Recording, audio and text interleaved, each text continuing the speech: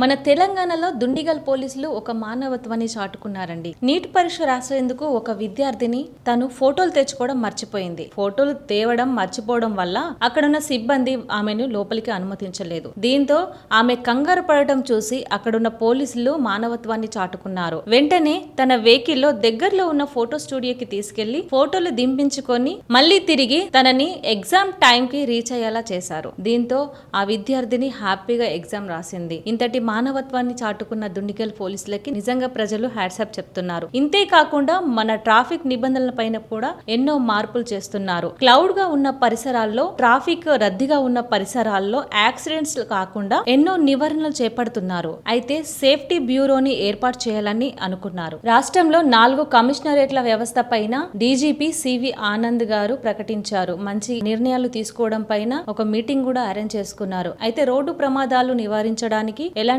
యాక్సిడెంట్లు కూడా జరగకుండా ఉండడానికి ముందంజలో ఉన్నారు. త్వరలోనే ఆయా ప్రాంతాల్లో రోడ్ సేఫ్టీ బ్యూరోని ఏర్పాటు చేయాలని నిర్ణయించుకున్నారు.